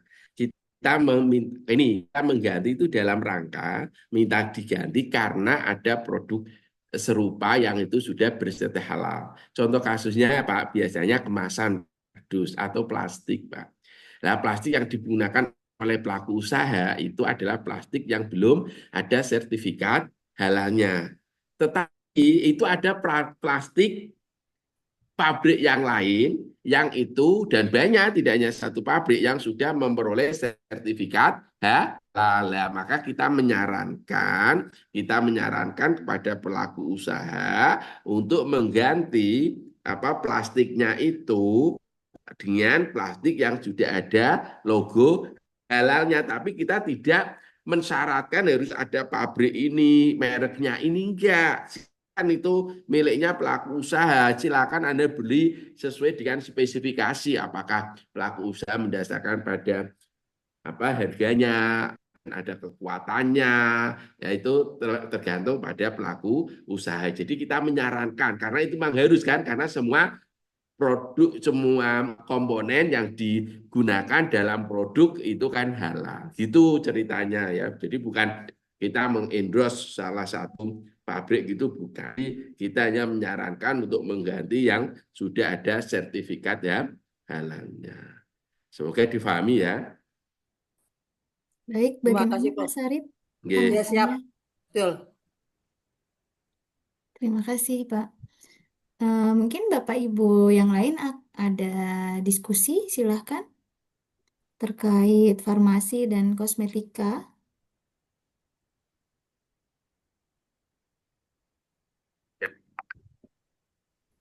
Yang mungkin Bapak Ibu sudah hadapi atau pengalaman dari teman-teman auditor lain ketika mengaudit mendapatkan suatu temuan di lapangan. Nah, ini kan mereka belum Boleh tanya, auditor, Prof. Pak. Kalau auditor Prof, kan, boleh tanya. silakan. Silahkan Bapak Ibu. Prof, saya boleh tanya. Silakan, Pak. Kalau bisa saya Halo. jawab, Pak. Ya, silakan, Pak. Ini dengan Edi Prianto, Prof. Iya, Prof, Pak. kalau titik kritis untuk media field test itu gimana, Prof? Titik apa, Pak? Titik kritis untuk media field test sediaan steril. Oh, gini. Intinya titik kritis itu, Pak. Pokoknya bahan baku yang digunakan sama proses itu. Saya kan tidak harus menguasai semua alat atau semua bahan, semua produk yang dihasilkan. Tapi intinya semua bahan apapun yang digunakan, dan itu kalaupun itu ada proses yang melibatkan mesin atau apa, maka itu pastikan halal juga terbebas dari najis gitu. Jadi kalau Bapak tanya tadi apakah itu alat apapun lah ya, itu berarti komponen-komponen individualnya itu dipastikan itu kehalalannya, Pak, gitu. Seperti itu. Saya kasih contoh ya, Pak, yang mungkin tidak kita terduga itu, Pak. Contohnya gini, air. Itu Pak, air galon itu, AMDK, air minum dalam kemasan gitu. Nah, itu titik kritisnya di mana, Pak? Itu wong air dari pegunungan. Oh ya, dulu dia melakukan penyaringan ya. Oh iya, nah penyaringan lah, penyaringannya itu dia pakai apa? Mungkin itu ada unsur tulang babinya, nah, gitu. Contohnya seperti itu, Pak. Gitu. Sehingga, tapi makanya saya jawab, semua bahan dan semua proses yang terlibat untuk menghasilkan produk itu adalah titik kritisnya. Nah, adapun pembagian menjadi kelompok positively sangat kritis itu kan terkait dengan bahannya, gitu ya, bahannya. Begitu kita sudah mengidentifikasi bahan yang digunakan dalam suatu produk, suatu alat, maka semua bahan itu adalah subjek atau itu menjadi sesuatu yang itu menjadi titik kritis kehalalannya. Tapi apakah bahan itu positively list atau itu dia itu sangat kritis, lah itu lain lagi. Tapi intinya semua proses itu menjadi evaluasi titik kritis. Gitu ya, Pak ya? Ya, baik, Prof. Baik, terima kasih banyak Pak Edi. Mungkin ada tanggapan atau cukup? Cukup. Baik, selanjutnya ada Pak Helmi. Silakan Pak. Bismillahirrahmanirrahim. Assalamualaikum warahmatullahi wabarakatuh. Waalaikumsalam Waalaikumsalam. Mohon warahmatullahi izin wabarakatuh. Pak Prof, terkait obat-obatan dan vaksinasi. termasuk kosmetik. Saya kemarin sepintas ada mendapatkan penjelasan di awal pelatihan auditor ini bahwa untuk obat-obatan ya, saya tidak tahu apakah itu termasuk ikut vaksinasi dan apa dan kosmetik di situ. Itu kabarnya mulai diterapkan lebih ketat itu di tahun 2029 kalau saya tidak salah. Nah, ini apakah akan berdampak kepada kinerja LPH di lapangan? Artinya kalau ketat di 2029 berarti sebelum 2029 berarti longgar gitu ya, Pak.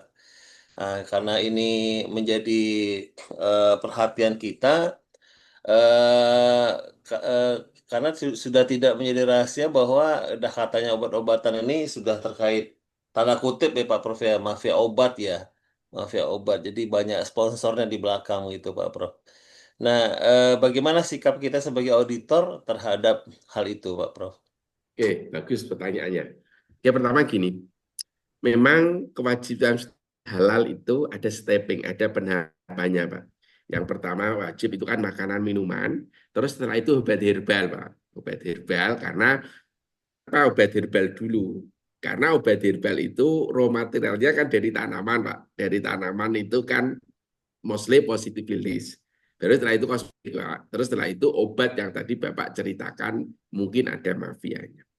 Iya. Nah, sekarang kalau terkait dengan obat, problemnya Pak, kebanyakan itu kita masih impor Pak. Makanya itu menjadi lama untuk proses penerapan kewajiban sertifikasi halalnya. Nah, kita mengaudit Pak, itu kita mengaudit hanya lidzatihi lali ghairi. Jadi sesuatu yang haram itu kan ada dua Pak. Yang pertama adalah haram karena zatnya. Ya, misalkan tadi kalau itu bahan obat selama itu dia itu eh, tidak mengandung unsur non halal, walaupun itu dia membelinya atau dia tendernya itu melalui kecurangan, melalui goror, ya tetap kita kasih sertifikat halal. Itu kita nggak boleh tanya ini dulu tendernya gimana, ya seperti itu benar atau enggak. Ya, ini ada apa poli ya nggak boleh kita nggak lihat itu karena lighairihi. Tapi kita yang kita cek tetap hanya lidzatihi Pak. Selama produk itu memang secara zatnya itu memang semuanya hal oke itu jadi nggak ada isu nggak ada masalah gitu ya Pak Elmi ya. ESW itu apa Pak ESW itu Pak? Itu fasilitator kami tuh Pak. Oh Pak Erni. gitu. Iya iya. Terima kasih Oke sih. banyak Pak. Yo. Baik, terima kasih Pak Helmi. Ya, jadi Prof di angkatan beberapa ya, dua tiga angkatan ini di depannya ada inisial fasilitatornya masing-masing. Jadi fasilitator nanti mudah untuk mengecek gitu. Oh gitu ya makanya. Oh Iya. ESW itu apa? Baik, selanjutnya dari Prof Nuyan tadi sudah, Ibu Dokter Nuyan tadi sudah raise hand. Silahkan Ibu. Terima kasih, Prof. Maaf, saya bertanya, tapi saya ini belum pernah melakukan audit apapun. Terkait masalah vaksin, ya saya kebetulan dari rumah sakit, vaksin itu misalnya kayak vaksin eh, corona waktu kemarin itu kan, Ya betul. jadi memang ternyata dari hasil penelitian yang paling kuat untuk mengemulsikan vaksin itu kan dari babi sebenarnya, Pak. Tripsin dari babi Ya, ya. nah itu apa eh, tindak lanjut kita Oke. kalau seandainya memang hanya itulah yang paling kuat gitu loh. Sedangkan eh, hanya itulah yang paling kuat, sedangkan kan kita harus mengeluarkan. Jadi kan artinya apakah kita, sedangkan kalau di Islam bahwa kalau misalkan memang tidak ada apapun selain itu kan dibolehkan. Mohon tanggapan Pak. Makasih. Oke, bagus pertanyaannya. Oke, saya kembali lagi terkait dengan status kehalalan dulu vaksin ya Bu ya.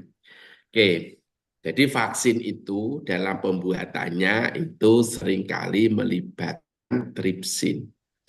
Tripsin ini sebagai enzim untuk katalisator. Secara keilmuan, katalisator itu adalah bahan yang hanya mempercepat reaksi, tapi dia itu tidak terlibat dalam reaksi. Sehingga di produk akhir pasti unsur babynya nggak kelihatan. Nah, status kehalalan seperti ini kalau kita melakukan pendekatan fatwa kita tidak boleh selama itu ada unsur tripsin babi, ya, ada unsur babi itu nggak boleh, ya, walaupun di produk akhir tidak muncul. Makanya kita harus gunakan fatwa. Karena kalau nanti kita menggunakan pendekatan hukum fikih, nanti ada, oh boleh, karena di akhir tidak ada kelihatan sama sekali. Oh tetap nggak boleh ya. Fatwanya kita nggak boleh. Kenapa gini ceritanya yang logika yang tidak membuat boleh gini, Bu. Misalkan gini, saya membuat vaksin. Saya membuat vaksin dari media yang ada air ini. Ketika air atau media ini saya tambah dengan tripsin yang saya isolasi dari babi, maka bahan ini namanya menjadi mutanajis, ya, menjadi apa? Mutanajis. Jadi ini menjadi mutanajis, artinya najis. Lah, kan tidak ada proses pencuciannya. Maka ini dihukumi apapun kalau itu sudah bersentuhan dengan apa? Unsur non halal dalam hal ini tripsin babi, berarti dia sudah kita nyatakan dia itu berarti di sini itu sudah najis. Gitu ya. Oke, sekarang terkait dengan pertanyaan Ibu. Kalau itu misalkan Pak, ternyata yang paling kuat itu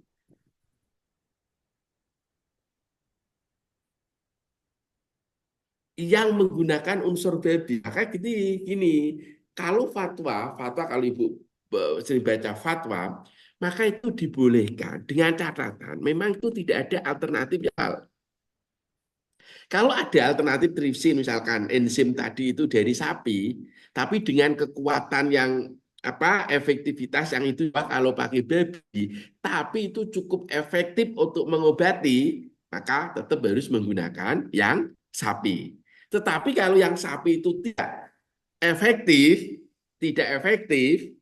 ya artinya vaksinnya itu tidak efikasinya tidak baik, ya, maka Ibu boleh menggunakan yang dari babi, tapi itu harus ada syaratnya.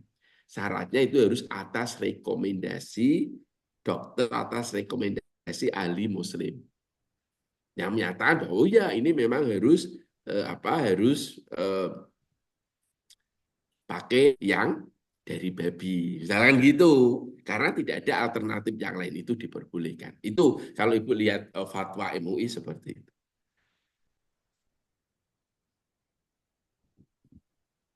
Jadi artinya dikembalikan kepada fatwa MUI dan Iya Bu, rekomendasi gitu. dari Jadi kalau profesional ya Pak. nah, jadi intinya kembali ke fatwa, dan fatwa itu menyarankan bahwa itu harus atas rekomendasi dari dokter muslim, karena dia yang tahu apakah pertama atau apakah itu ada vaksin sejenis yang itu berasal dari sapi. Oh ada, dan dokter itu yang tahu apakah efikasinya itu memang bagus atau bisa menyelamatkan orang ini atau tidak. Kalau itu tidak, ya dia akan tetap menyarankan yang tetap pakai yang efikasinya bagus. Tetapi kalau dengan yang dari sapi ini ternyata kok efikasinya bisa walaupun tidak sekuat babi, ya tetap harus menggunakan yang sapi. Gitu loh Bu ya. Gitu. Baik, Prof. Bagaimana Bu Nuyen? Ya Bu, terima kasih. Makasih Prof. Oke. Ada tanggapan dari Bapak Mas Hendra terkait mazhab Hanafi sepertinya membolehkan suatu produk yang berbahan dasar non-halal ketika produk tersebut mengalami perubahan secara kimia secara menyeluruh. Mohon penjelasan tentang itu, Prof. Oke, tak jelaskan. Ini saya jelas memperoleh guru di dalam kitab Fathul Mu'in itu ada keterangan menjelaskan ini. Gini loh ceritanya. Jadi kalau mazhab Hanafi itu dilihat dari produk akhir. Produk akhirnya. Misalkan gini, Anda membuat gelatin babi, Anda membuat gelatin dari kulit babi.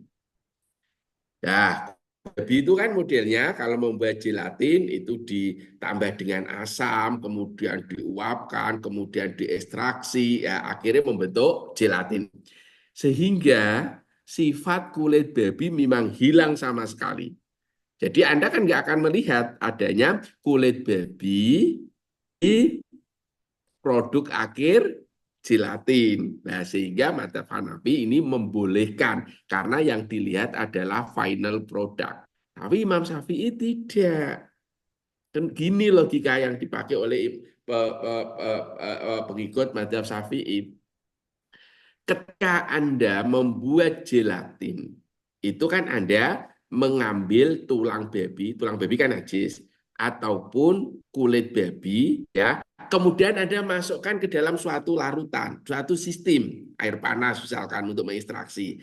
Terus kamu tambah dengan NaOH.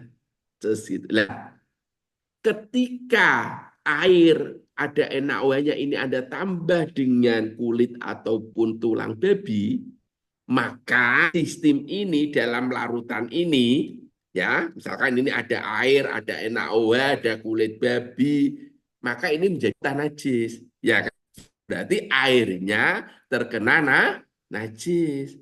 Lah, sesuatu yang terkena najis itu namanya mutanajis. Ya, lah itu dibuat untuk menjadi gelatin.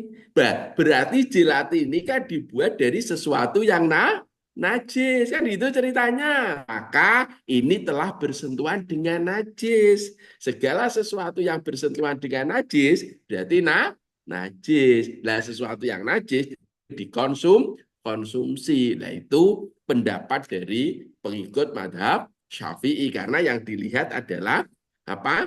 Bahwa bahan sudah terkena najis. Logis itu saya memperoleh keterangan ini ketika saya ngaji Fathul Mu'in, ya. Sama Mas ceritanya saya logikakan. Kalau ini lebih ekstrim lagi.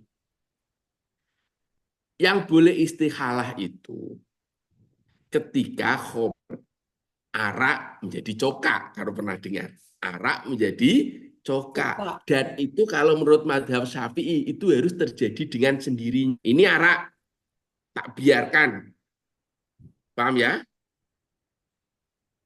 Tak biarkan, nggak boleh tambah sesuatu. Kemudian menjadi cokak, baru halal.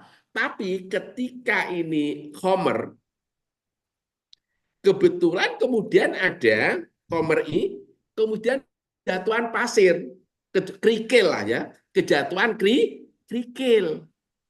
Oke, maka kerikilnya kan menjadi mutanajis.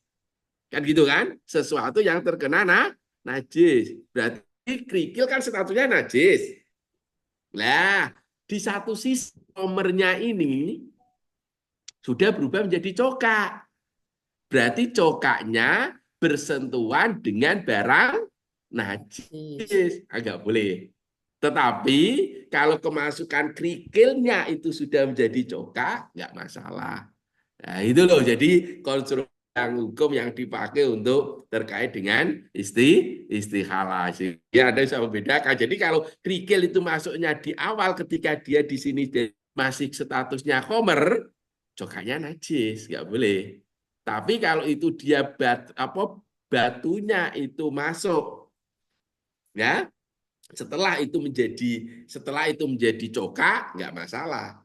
Kan berbeda kalau dengan gelatin. Kalau gelatin itu dari awal dia memang menggunakan kulit babi, menggunakan kulit tulang babi, ya statusnya langsung najis mughaladhah. Dan di situ kan tidak ada pencucian. Gitu ya ceritanya. Ya, saya pernah ngaji ini, jadi insya Allah bisa jawab. Ji, matur nuwun. Baik, terima kasih. Bapak Mas Hendra. Silakan Pak Wandi ingin bertanya atau menanggapi. Baik, mungkin ini pertanyaan dari kemarin kan, mungkin izin Prof. Dari kemarin kita hanya bahas babi dan anjing biasanya. Nah, ada Ya. salah satu sumber hewan yang eh, mungkin jarang kita dengar, yakni keledai atau dongki. Nah, apakah di Himar ya, kalau bahasa Arabnya ya female, apakah di eh, apa namanya di MUI itu, apakah itu diperbolehkan atau tidak? Karena kan ini statusnya ada yang mengharamkan dan ada juga yang memperbolehkan. Begitu juga mazhab-mazhab yang lain. Nah, menurut mungkin Bapak punya pengalaman, apakah di luar negeri atau di dalam negeri itu bagaimana statusnya? Dan Ya, kita bagus sebagai auditor, pertanyaannya ya. bagaimana? Karena jarang kan di Indonesia jarang Pak ada khimar. Kalau di Arab sana ya khimar, tasdirnya khumair. Lah khimar itu ya itu ada dua. Ada khimar ahli itu yang dipelihara itu nggak boleh Pak dimakan khimar ahli. Kalau khimar wahsi itu boleh. Itu Pak perbedaannya. Kalau itu dalam madhab Syafi'i ya, saya nggak ngerti yang lain gitu. Nah, tapi untuk ala kulli hal, untuk dalam segala hal, silakan ngecek di fatwa ulama terkait dengan itu. Karena kalau kita pendekatan hukum fikih yang tadi dikatakan oleh Mas Wandi, madhab ini boleh, ini tidak. Nanti orang akan cenderung memilih madhab yang membolehkan. Makanya kita harus berpegang teguhnya pada fatwa. Itulah. Kalau itu memang belum ada fatwa MUI-nya dan itu urgen, mesti MUI lakukan baksul masail untuk menetapkan istimbatul hukum. Dia langsung melakukan penggalian hukum terkait dengan hal itu. Tapi kalau untuk khimar itu jelas kalau itu khimar ahli itu haram. Kalau wahsi yang liar itu malah boleh. Itu Pak. Nanti Anda silakan cek omongan saya ya seperti itu. Itu ya. Tapi sekali lagi kita harus mendasarkan pada apa eh, fatwa MUI untuk hal itu. Ya, jadi kita makanya Pak kalau kita menggunakan usum fikih bisa akan banyak pendapat itu. Makanya kita nanti akhirnya itu di komisi fatwa MUI yang berhak gitu. Ya, makanya biar zat hukumnya itu sama di Indonesia adalah fatwa MUI. Baik, terima Oke, kasih. berarti di Indonesia belum ada fatwanya ya, Bapak Prof, Nah, atau karena gimana? mungkin juga nggak ada di Indonesia atau Pak Khiman. Kalau Oh, ada ya kalau nanti misalnya, MUI mesti akan mengeluarkan fatwa ya, untuk itu. saya kira ada karena kan ada mungkin produk turunan yang kita beli dari luar negeri itu kan bisa jadi Prof, itu maksud saya. Nah, kalau produk turunan ya tadi dikembalikan asalnya. Apakah ini hewannya boleh atau tidak? Kalau hewannya itu khimar ahli yang dipelihara itu Pak nggak boleh. Tapi kalau itu khimar waksi boleh kan gitu. Kalau itu khimar waksi kan tadi boleh. Terus dilihat bagaimana proses penyembelihannya. Ini Umar ini kok dari UGM Terima tuh kasih. Pak Umar. Bukan, Prof. Bukan ya. Calon auditor juga. Oke. Baik, Pak Wandi, bagaimana? Sudah cukup? Sudah cukup. Terima kasih. Terima kasih. Selanjutnya Pak Umar, silakan. Baik, makasih Bu Ak- Akvin. Izin Prof. Saya sebetulnya masih sangat awam sekali ya terkait dengan apa kritik kehalalan ini karena memang benar-benar saya baru mau belajar nih karena kita ada ya, apa kemarin inisiasi pembentukan LPH baru Prof seperti itu. Tadi saya menyimak ya terkait dengan penggunaan apakah itu vaksin, obat atau kosmetik itu Prof. Sepertinya kan kita tuh kayak apa ya kayak eh, pembenaran terhadap prinsip darurat itu ya, bahwa jika tidak ada alternatif halal atau kebutuhan itu sangat mendesak gitu ya, itu bisa dikatakan bahwa itu darurat seperti itu ya. Nah mungkin saya bertanya, eh, mungkin sudah ada konsepnya seperti itu mungkin di MUI atau di BP3 itu apakah prinsip darurat ini terus akan dapat terus dibenarkan Prof ya selama industri kita memang belum siap untuk menciptakan alternatif, atau mungkin ada konsepnya mungkin kan hanya penggunaannya terbatas atau seperti apa gitu Prof. Kemudian yang kedua nih, kalau misalnya nanti kita jadi auditor, kita apa ya sejauh mana ya kita punya akses untuk bisa memverifikasi sumber bahan yang mungkin terkadang ada yang bersifat rahasia mungkin seperti itu ya dari industri seperti itu Prof. Kita auditor punya akses yang lebih luas atau seperti apa gitu Prof. Mungkin Oke. cukup itu ya saya. Oke, pertanyaan bagus ya. Yang pertama gini, kaidah al-darurat tubihul mahdurat. Keadaan darurat itu membolehkan yang diharamkan, itu dalilnya. Cuma Pak, batasan darurat itu ya dalam fatwa. Itu pertama, itu ada dua. Kalau dia tidak pakai sesuatu yang haram itu penyakitnya atau nyawanya, penyakitnya menjadi lebih parah atau nyawanya terancam. Secara medis loh ya, semuanya ya takdir. Gitu Pak. Dan yang nomor dua, harus atas rekomendasi dokter muslim. Sehingga kalau itu memang ada sepadanya, kita nggak boleh menggunakan kaidah karena ada yang lainnya. Itu selalu seperti itu template apa namanya defaultnya untuk kedaruratan. Nomor dua terkait dengan akses kita ke gini Pak. Dengan konsep bahwa semua produk itu wajib bersertifikat halal, maka kan misalkan Pak memproduksi misalkan bakso misalkan. Kemudian bakso itu Bapak menggunakan rasa ya, rasanya merek X itu bahan bakunya. Maka Bapak itu sebagai itu cukup perasa ini sudah mempunyai sertifikat halal. Lah, ketika orang yang mengaudit perasa inilah yang dia nanti harus punya akses ke komponen-komponen yang digunakan untuk nggak boleh ada yang disembunyikan. Karena semua bahan yang digunakan kan ini hasilnya kejujuran kecuali dia menipu kita, Pak. Kita nggak akan ngerti. Misalkan dia itu bumbunya itu ada unsur X, Pak. Unsur eta tidak dilaporkan ke kita. Kan kita nggak tahu ini unsur apa gitu. Dan kita nggak mungkin juga, ini benar kamu hanya menggunakan A, B, C, D, E. Nggak bisa kita seperti itu, Pak. Dia pasti menjawab benar. Dan tidak mungkin juga terus kita lakukan uji lab, apa benar itu kamu hanya terlalu lama dan itu TKM gitu. Jadi modelnya tadi, kalau Anda itu produk bakso gitu menggunakan perasa, ya, Anda kan inginnya mempunyai akses perasa yang digunakan, apakah bahannya itu cabai, ini nggak ditambah. Oh, itu nggak bisa, itu biar urusannya orang yang mengaudit perasa gitu. Tapi pengalaman orang yang mengaudit perasa itu kan punya akses semua bahan yang dinyatakan oleh pelaku usaha. Ya, tentu kita nggak punya akses kalau itu bahan itu tidak disebutkan oleh pelaku usaha. Gitu ya, seperti itu. Makasih Prof atas Jadi pencerahan. jadi Oke. dosanya nggak di kita ya, Pak? Ya gitu. Nahnu bidzawahir. Kita hanya menghukumi, kita hanya mengecek apa-apa yang yang dohir wallah ya tawala bisa roir, dan yang nampak itu biar urusannya Allah Subhanahu wa taala. Baik, Saya kira itu ya Mbak ya, sudah mau jam Siap. 3 ya.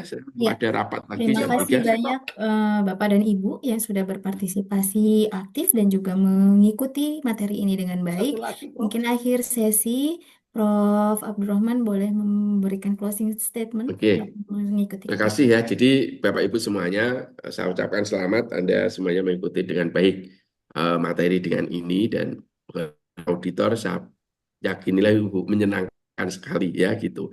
Terutama mungkin Bapak Ibu yang tadi penat gitu ya, mungkin di kantor sekali untuk mengaudit itu set efeknya. Tetapi ketika kita itu melakukan audit, maka kita niatkan itu untuk membantu orang-orang untuk mengonsumsi produk halal. Karena mengonsumsi produk halal, apa itu makanan, minuman, kosmetik, obat, itulah perintah dari Al-Quran.